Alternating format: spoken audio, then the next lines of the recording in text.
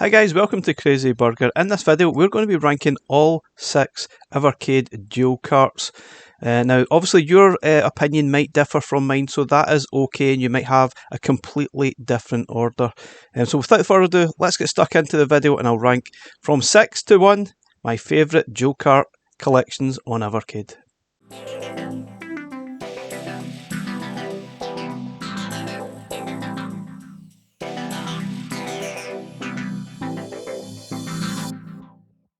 So in at number 6, and probably the most recent release, is Metal Dragon and Life on Mars.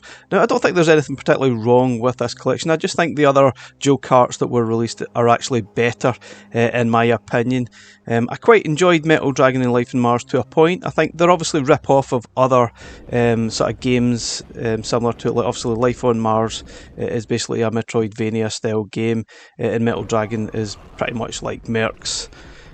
So they are rip-offs, they rip off a lot of different ideas, but they are good to a point. They have a lot of flaws, but I still enjoyed them to a point. But I think out of all the collections, this is the one I rate the lowest out of all 6.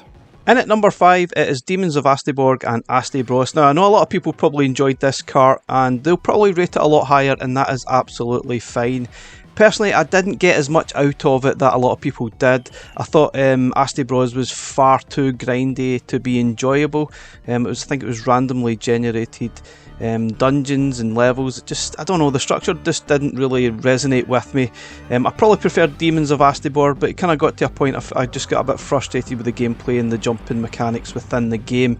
Two decent enough games, there's nothing really massively wrong with them. They are very popular out there, but just for me, I prefer some of the other collections that were released on Evercade dual cart wise, and that's why this one is rated at number 5. So in at number 4 is the Legacy of Kain collection that I actually really enjoyed. I've got further in these games than I ever did in the original PlayStation, which is obviously a great sign. I think that's something that's good about Evercade, is maybe making progress through a lot of games that you never got very far. Obviously those save states do help make progress, maybe a little bit of experience through the years as well maybe helps, but an excellent cart. I really enjoyed playing through it. Probably not my favourite. I think obviously I've rated 3 higher than this that I enjoyed playing, but there's no doubt about it, this is a classic collection. 2 excellent games from the PlayStation era. I'm sure some people might even rate this higher as well, but that's just my opinion at the end of the day. Great cart, but the next 3 are definitely better in my opinion. So this is where it gets a little bit tricky. I think the next 3 I could have rated in any particular order. It gets really tricky. So at number 3 is Good Boy Galaxy, Witch and Wiz. And I think these are 2 excellent games. They actually complement each other quite well. Both are very different style games. You could argue that maybe Witch and Wiz doesn't have that same value as Good Boy Galaxy, but it's still a fantastic game in its own right, and I actually enjoyed playing through it. It was quite good to maybe jump from one game to the other, because once you get maybe a little bit stuck or frustrated with Good Boy Galaxy, you can jump to Witch and Wiz and sort of try those puzzles, then get frustrated all over again. But excellent game, no doubt about it. Now Good Boy Galaxy, what an excellent game this was. I think this cart is good value, because if you looked on itch.io for Good Boy Galaxy, it would cost you $20 for that one game, where in this instance we got 2 games for the $17.99, which was obviously good value I think for money. But Good Boy Galaxy, an excellent sort of Game Boy Advance title. Great music, great sort of graphics. I enjoyed the interaction with all the different characters. I just got a little bit frustrated at times with the lack of direction within the game. Sometimes it's just not clear where to go next, and you find yourself retreading your steps time and time again. But there's no doubt it is an excellent game. It would be nice to maybe get a re-release of this game with a little bit of tweaks here, to maybe just give some pointers here and there throughout the game. But otherwise, excellent game. 2 excellent games in it. This is one of the best dual carts you'll find on Evercade right now. So in at number 2, and I definitely toyed a little bit with the top 3 here a little bit. So I've got Xeno Crisis and Tanglewood, one of the earlier cart releases from 2021. Can't remember the exact release, but what a great cart this was. I think this one was quite surprising back in the time. I definitely was not aware of either of these games, so it was a pleasant surprise. I think this was obviously the first dual cart that we actually got, so the fact we were only getting 2 games was quite surprising, but they're 2 top titles that would cost you about £40 to £50 if you wanted a physical Genesis or Mega Drive version of these games. Obviously you can pick them up on some other systems such as Steam, Mega Drive.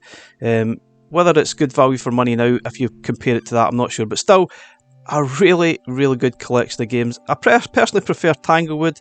I think it's sort of more relaxing to a point. It does get quite stressy towards certain parts of the game, but what an amazing title it is. I really enjoyed it. Xeno Crisis is a classic, great shooter, and actually translates very well to the controls on Evercade devices. I think that's something that Blaze absolutely nailed, those controls, because if you try and play this in some other way, sometimes the controls just don't feel right, whereas this game, Blaze nailed the controls. It feels perfect, it feels right.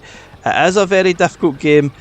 Unlikely many people will finish this without actually utilising the cheat mode. You can use, there's a cheat mode out there to maybe finish this game with unlimited sort of health, but you will not see the proper ending. So good luck if you want to try and see that. It is really tough. Excellent games though. So in at number 1, it's definitely I Was Awakening and Cathedral, the best dual cart in my opinion on Evercade. 2 excellent games, probably 2 similar-ish style games. I Was Awakening is a sort of adventure come RPG style game, which is actually NES. That actually blows my way that this is a NES title. There's so much to this game. Should take you about 5-6 hours to complete. It's such an amazing title. I absolutely got sucked in when this was released, and I could not stop playing it. I really enjoyed it. Occasionally I got stuck and wasn't entirely sure where to go. There is a few sort of parts in the game that are not totally clear, but other than that, excellent stuff. Really enjoy it. The save states definitely make things a little bit easier. Unlike Cathedral, where that game is running natively on Evercade, you have to make do with the in-game saves, which sometimes causes a little bit of frustration because the difficulty level in Cathedral is definitely a lot higher than I Was Awakening, and sometimes you will get a little bit frustrated. I know a lot of people probably prefer Cathedral over I Was Awakening, which is fine. Remember, it's just opinions at the end of the day, but 2 excellent games combined, and I think it makes for definitely, in my opinion, the best dual collection on Evercade. So guys, how would you rate these dual carts? How would you rank them? Let me know in the comments what your favourites are. There's no right or wrong answers here. This is just my opinion and your opinions at the end of the day. I think all of them are actually really decent and worth buying for the Evercade. Hopefully we'll see a lot more dual carts. I think some of these dual carts are probably some of the best collections you'll get on Evercade. Anyway, thanks for watching. Catch you again in the next one. Bye for now.